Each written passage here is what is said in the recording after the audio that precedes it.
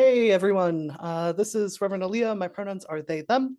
I am part of the fabulous Central East Region team who works with congregations through the UUA. I'm here with some colleagues today, and we just wanted to put together this short pastoral message for you all.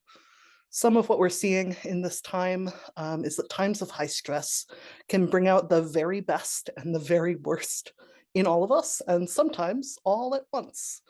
So, as you're experiencing the ripples of the time that we're in, if you're experiencing an uptick in miscommunication or conflict, maybe that's a signal that it's time to take a breath collectively, to remember that we're really in this together. And I'm going to pass it over to some of my colleagues who also want to say just a couple of words about the time that we're in and what they would suggest. Everyone, I'm Reverend Megan Foley. I'm the regional lead for the Central East region. So glad to be doing this with our folks today. I've been thinking ever since Aaliyah had brought up that we're seeing a lot of folks being tested with each other across the board. I have been thinking about the ways in which problematic behavior is a model, even when you don't agree with the people doing it, that oftentimes like you can see, oh, this is how we're going to be now as humans, and adopt that kind of subconsciously. And so what I'm wondering about this time is whether or not we should instead kind of ground down in our own values and our own hopes for how we want to be in the world, even if it feels like just like a little mustard seed of something to do in the face of some enormity that we hate. We still have the option of choosing how we respond and how we want to be in the world. And I just want to add in too an amazing, just when I was thinking this, an amazing quote came to me from Rebecca Solnit. So I'm going to read it aloud as well.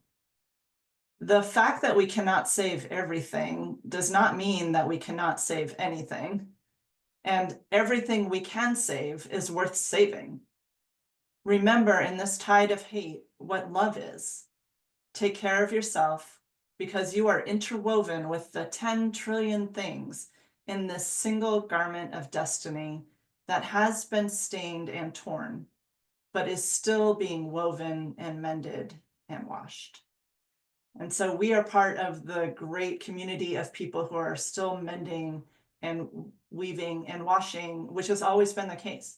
And it's on people like us to remember the values and the way we want to be in the world and model that in turn for others so that the world can be a better place.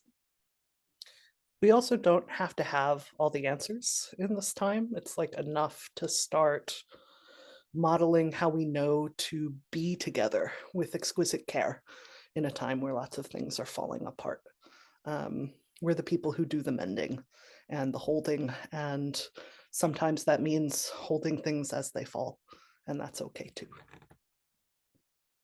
Hey everyone, I'm Sana Saeed, Congregational Life Staff at the Central East Region, walking alongside you in this sacred world of building beloved community.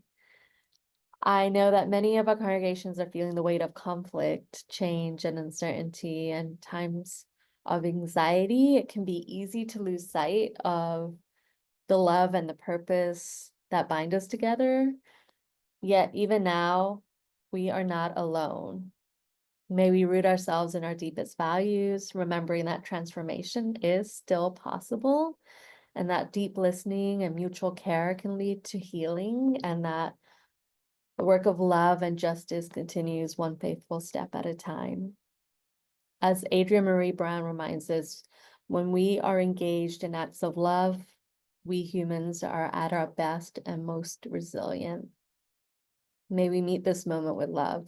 Love for each other, love for our communities, and love for the world we are building together. My name is Lenore Bajardukes. My pronouns are she and her, and I too am a member of Congregational Life Field staff of the Central East region.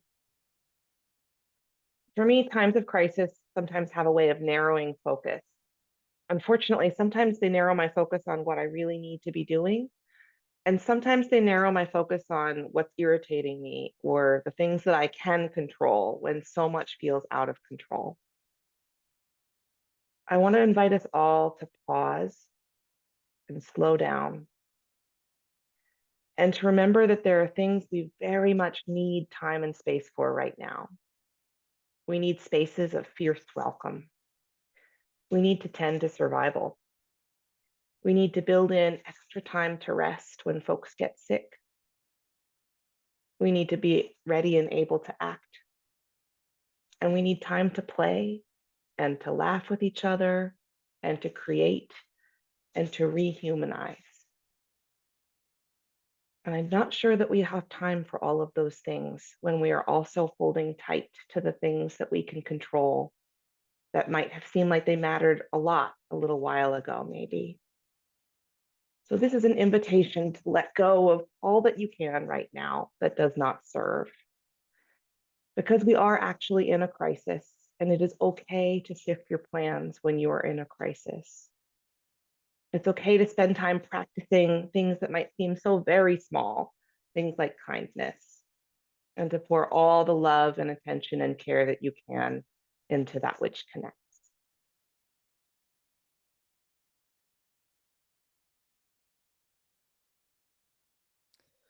In this time, we're called to pay attention to what's really essential and to put love at the center when that's not the way the winds are blowing. And so I want to thank you for all the work that you're doing in the world and all the ways that you're showing up with love day after day.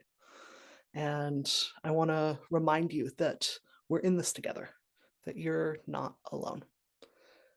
And not alone also in practicing exquisite care for the people around you, for the people you don't know yet, for the folks who are coming in the generations after us. We're doing the work that we do today with that future focus in the frame. And it really matters how we are with each other in this time. So thank you for being you. Be well.